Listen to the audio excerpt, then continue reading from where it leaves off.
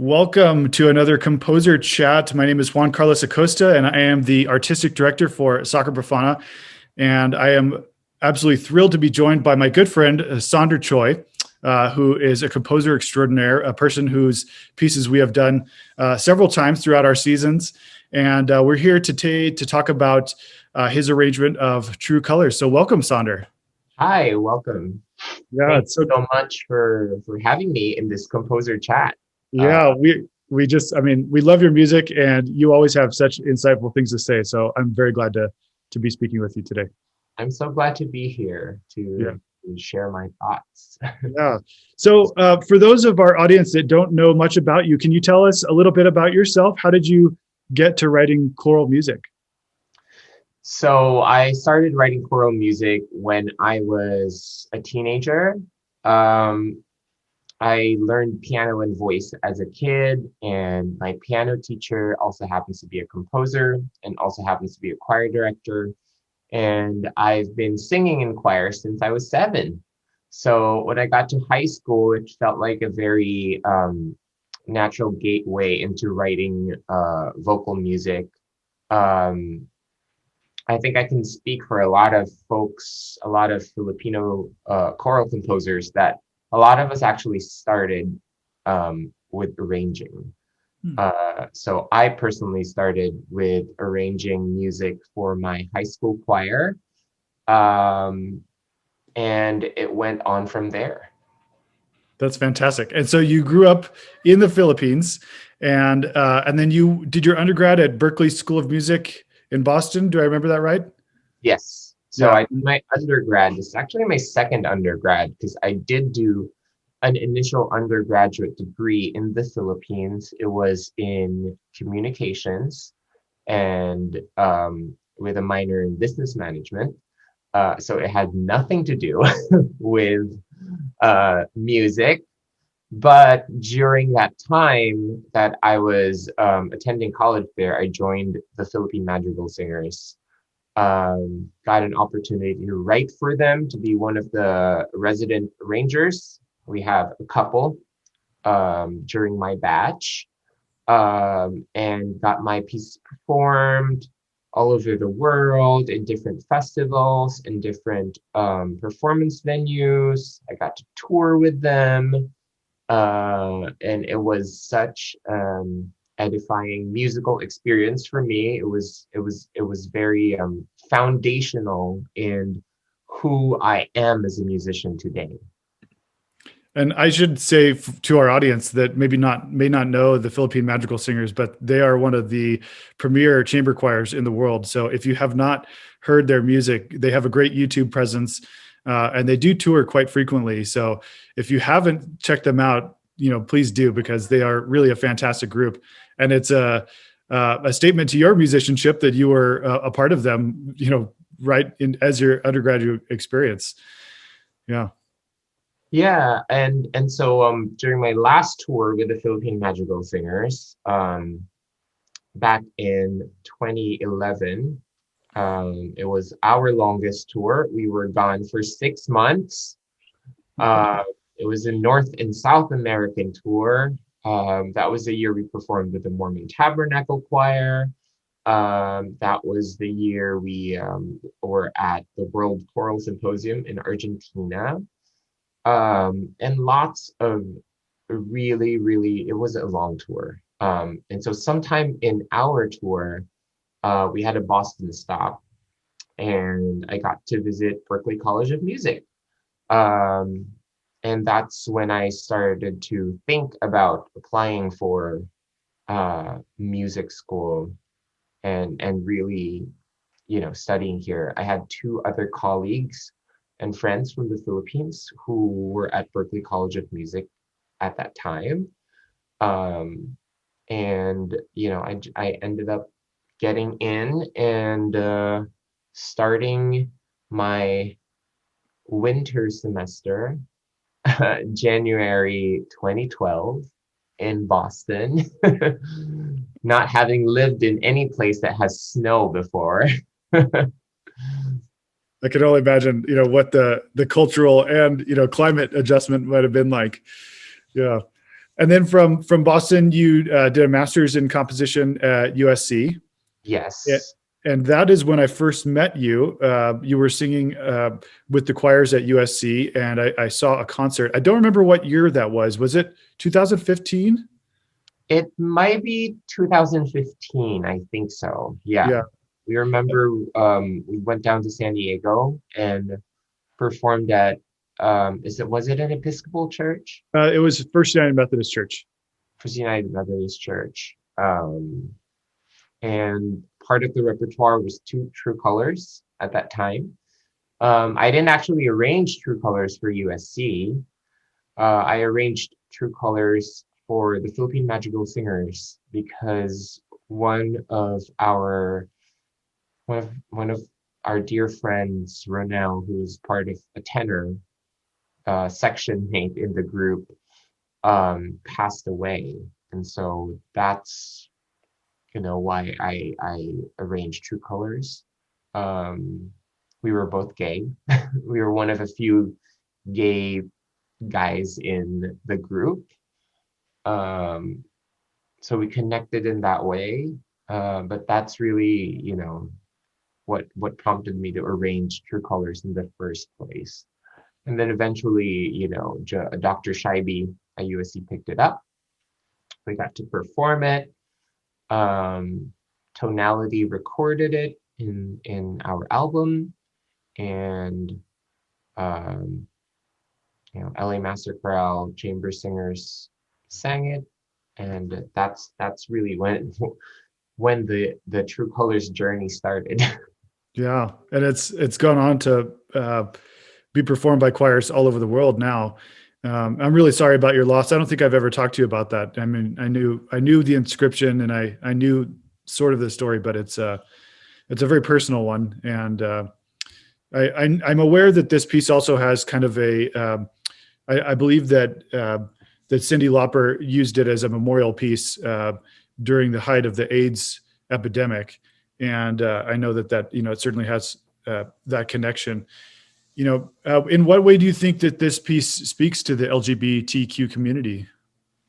Well, a lot of us really grew up not being able to fully express ourselves. I mean, for me personally, I grew up in the closet. There's just no other way of sugarcoating it and making it sound better than it is. But when you're in a society that judges you for being gay, for being different, you have no other choice but to hide some of yourselves, some of yourself, and not really show your true colors. Um, Particularly growing up, I, I grew up as a Christian also. At some point, my cousins invited me to an evangelical Christian church, which was a lot of like denying who I was. My parents, and for the most part, the Filipino Chinese community are, more conservative. Um, they're not aggressive about it, but they also expressed, you know, wishing that wishing for another outcome while I was growing up. My parents are not evangelical Christians. They're actually more Buddhist than anything, but they're traditional. They practiced traditional Chinese values, even when, they grew up in the Philippines also. And my mom was born in the Philippines, but they do practice those more traditional values. And so it wasn't exactly accepted, or it wasn't, you know, society wasn't open to it as they are today. Mm-hmm. And so something like True Colors really meant a lot for me growing up, knowing who I was, and not really knowing what I can be yet, Mm-hmm. looking back at it now. Um, So that's the significance for me. I know that a lot of the LGBTQ plus community are experiencing the same thing. A lot of transgender folks are experiencing the same thing, but things are changing, thankfully. Um, we have our first health secretary, transgender health secretary here in the US. So. Yeah, absolutely. And you added some additional text to the original piece. Yeah, yeah, some additional text in the middle, um, because I wanted to bolster up or create this gospel section in the middle that's just, letting go of the pain and fighting through the struggle, um, and just, a lot of metaphors about the coming out process. Yeah. In many ways, that's my favorite part. It really feels anthemic. Mhm. And there's so much of the piece, and we could talk about the structure and the compositional aspect, but there's so much of the piece, it uh, it begins with almost a kaleidoscopic, type of thing. Um, the way you stack the thirds and then interchange them at the beginning. But the fight through the pain, to me, it's the first time where kind of everybody's singing the same thing at the same time, really like locking into the rhythm. And I think that's a really powerful statement. Yeah, and that's something in my writing that I've been discovering, the past few years is that because of my upbringing, my choral upbringing, I rarely or I use homophony sparingly in very key sections of the work. I mean, you can see it in Brothers of the Sea, in New Colossus, in True Colors, in my other works. Um, and yeah, that's really because of the type of choral music that grew out of Southeast Asia, particularly, Philippines and Indonesia. Um, a choral master, Philippine choral master, Eudenis Palaruan, who's if you don't know his works, you should check it out because they're fantastic. Um, I was in a talk with him recently, and he talked about the concept of Asian polyphony. And part of this, stems from the Philippine madrigal singers tradition, of course, of singing Renaissance music, and sort of adapting that style, that choral style of polyphony to our local music, essentially creating something that's a cappella E because it imitates the sound of those instruments that we have, but in a vocal way. And you see this happen in Indonesian choral music as well. And it's just the nature of Southeast Asian choral pieces are very polyphonic. And so when that homophony comes right at the bridge, I suppose you would call it the bridge of True Colors, the arrangement, um, then it's a really like powerful unity part. Let go of the pain and fight through the struggle. Come out of the dark and show the world who you are. We'll see our lives in living technicolor when all of humanity becomes one. I don't know if you would like to talk about the the compositional aspect of your piece, but I'm sure that some of our audience would love to hear of what the thought process that went into how you arrived at that composition. Yeah, so I grew up with a lot of influences when it comes to vocal music. And of course, coming from Berkeley College of Music, I was exposed to a lot of pop music as well. Um, so this piece is really a hybrid of like, playing with timbre, first of all, in the introduction with the sopranos and altos sort of exchanging these two notes, creating sort of a cluster essentially of notes, um, but sort of toggling between the two, so that your ear really pays attention to the difference in color and timbre that the altos and the soprano section has. And so creates this very like phasing, ethereal type movement.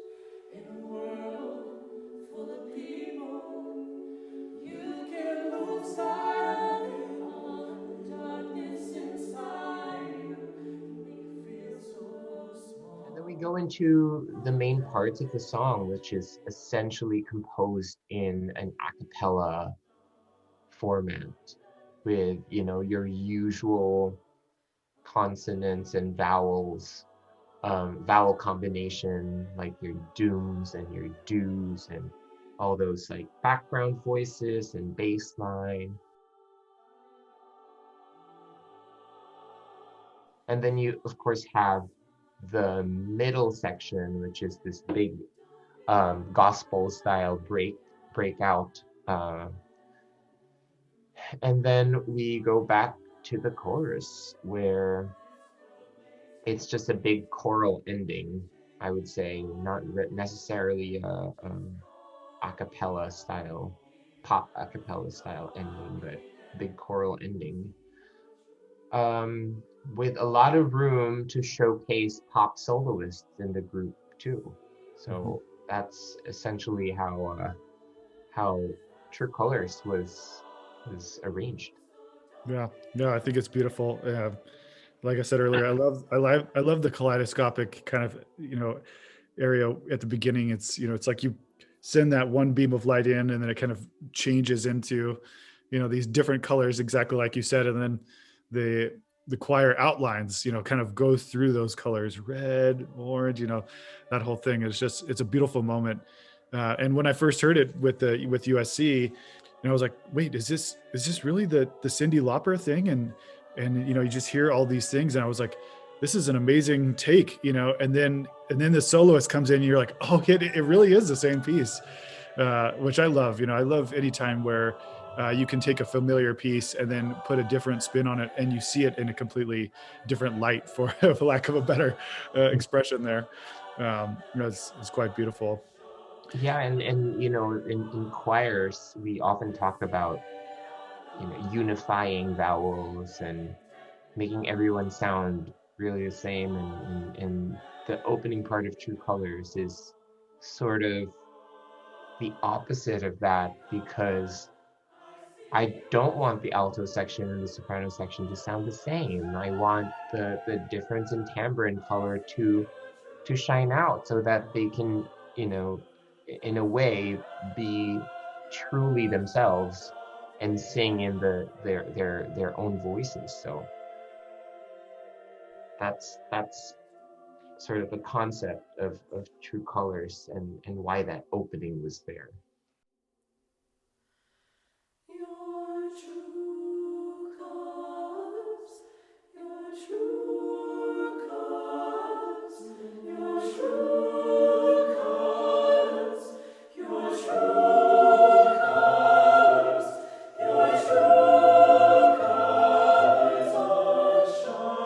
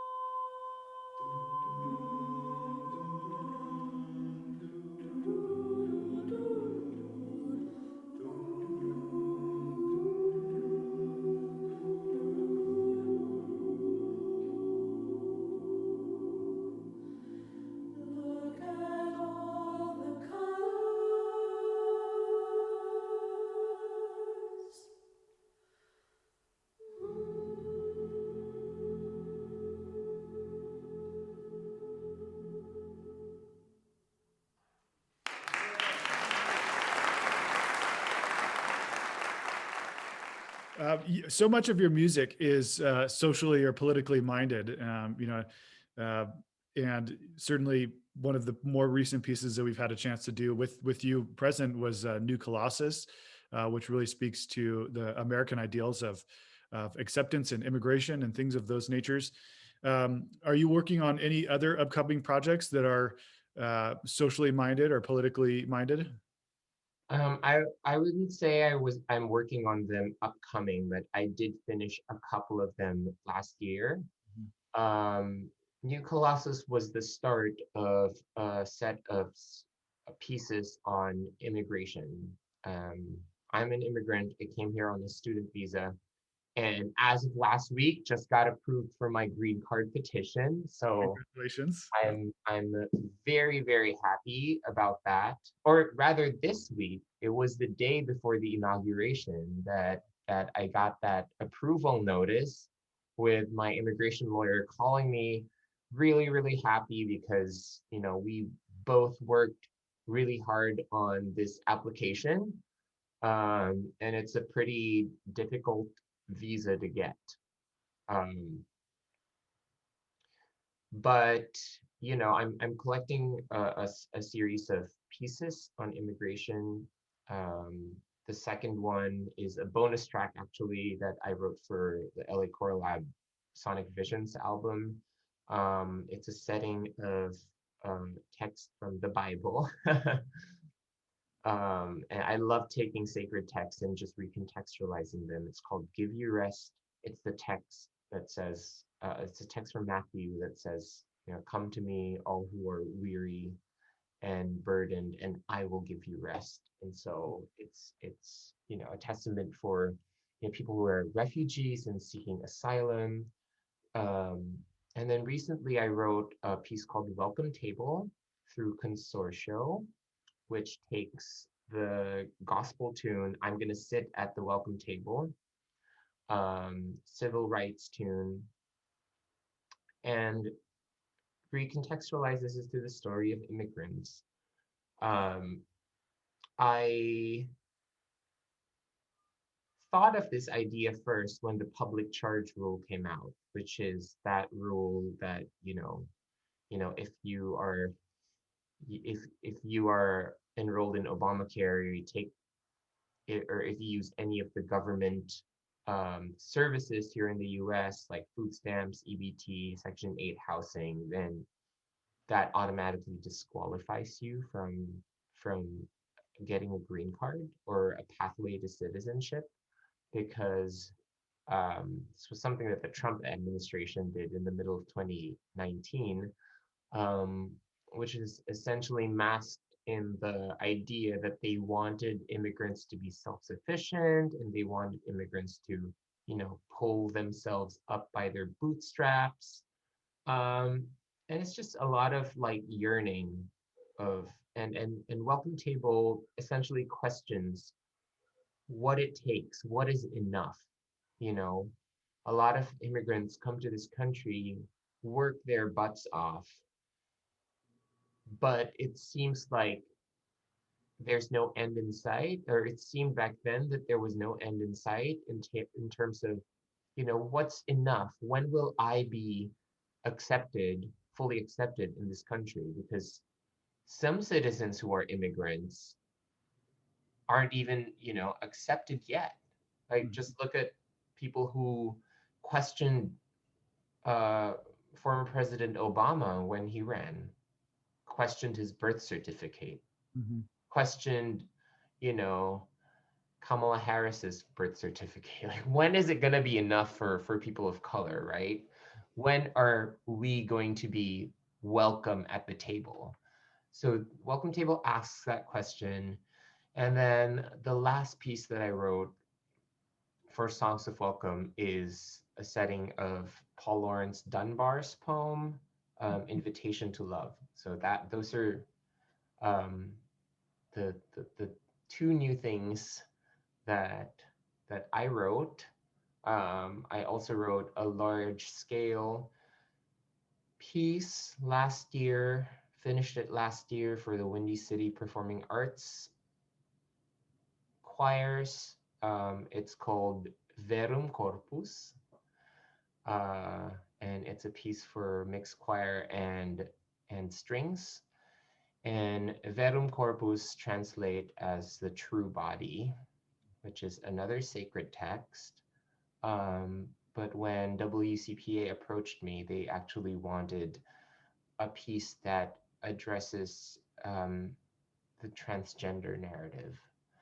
And so I worked with poet Amir Rabia. They are trans, and worked with them to incorporate the text of Ave Verum Corpus, Hail True Body, into their transgender narrative. Mhm. But yeah, those are the types of pieces that I write. That's fantastic. I remember having a conversation with you, I think over breakfast, about that piece and being so excited about it. So, I mean, it feels like another lifetime ago with the pandemic in place. But Unfortunately, the premiere of that has been postponed. It was supposed to premiere last May. mhm. Um, but we'll see what comes out of this year. We're not quite out of the woods yet, but I do hope it gets premiered this year. Yeah, yeah, absolutely. Yeah, I mean, you've been a champion for a number of causes, and you bring so much to it. The uh, I think a lot of times immigrants get misunderstood. I'm the son of an immigrant. Um, uh, I think their intentions get so misunderstood many times, but I think what a lot of people don't realize is that they believe so much in the American principles, and that they're willing to fight so hard to be a part of this society. Yeah, And I think you have shown that in your civic engagement, and your understanding is of current political situations, of immigration law, of some of our own history is better than many Americans. And so I think sometimes people misunderstand that element of it, and you've done such a good job of that. So I'm thankful for yeah, that. and while I have this platform, because of Biden's immigration policies recently, a lot of people have been, contesting that, saying that, oh, people really should come here legally, and they're all for legal immigration, but they're not supporting illegal immigration. Like, first of all, let me clarify that no one wants to be illegal, right? A lot of people who are illegal are in that position because they have no choice. Because as someone who has gone through it, um, the legal way is very difficult, and it's also very expensive. And it also takes a long time. And some people do not have those luxuries to be able to do that. Um, of course, the policies that the previous administration have enacted have put sort of a strain into an already bottlenecked process. But immigration here, the process isn't as simple. It's very complicated, and there's a lot of red tape to go through. Um, a lot of applications get unfairly denied, especially in the last 4 years. Um, a lot of applications get stuck in the pipeline without an end in sight. I'm talking about families who petition, or people who petition their family members who live abroad, sometimes have to wait 5, 10 years to be able to come here on a green card. And who wants to wait that long? Like, what if you don't have that choice? Um, the pathway to citizenship thing that Biden came up with is a great, temporary solution, but as long as the Department of Homeland Security gives thrice the amount of money to ICE compared to its visa processing counterpart, the USCIS, then you're going to keep having problems, and you're going to keep, pouring money into solving those problems, but you're not investing anything into preventing those problems in the first place. So yeah, that's my that's my box, Yeah. box. Well, we're happy to be, to give you that opportunity to speak. And certainly we've enjoyed doing some of your pieces that speak directly to that experience, and look forward to doing some more of that music when it's available and when we're allowed to. Do you have any more ambitions or plans to do pieces that speak specifically to the LGBTQ plus community? If that opportunity arises, I will jump on it for sure. Um, my dear friend Brian Sonia Wallace happens to be the poet laureate of West Hollywood right now, and we are working on pieces together. Um, we're working together on text for a piece that I'm writing for the LA Master Choral for December. Um, we are also outside the choral realm. We are also writing a short opera, a 10-minute opera with Hex Vocal Ensemble as the performer and Brightwork New Music Ensemble as the instrumental group. And that's due next year, I suppose. And that will be an LGBTQ narrative. Yeah, fantastic. Yeah. Well, thank you so much for your time. Is there anything else that you would like to share with our audience about True Colors, or anything that you're working on? Um, I would say this generally, we can't wait to sing back together again. Um, I'm grateful for all the choirs who have embraced the digital virtual format. I know it's not easy. I have to do it with my church choir every week. Um, but I hope that we all see the silver lining in this. We have polished recordings that we have in our back pocket to, show to other people. And I particularly enjoyed the remote recording sessions and creating those. So, just try to see the silver lining in the situation that we are in. Um, we'll just come out of this experience wiser and with a more, vast, a bigger toolbox to deal with life's problems. Absolutely. Absolutely. There really have been a number of great things to come out of this, not least of these, the chance to sit and chat with you and spend the time to dig into some of this music that we've had. So, Yeah, and thank you again for having me. It's always a pleasure working with SACRA PROFANA. You guys are just wonderful, wonderful. yeah, likewise. Yeah, we love your work. Thank you.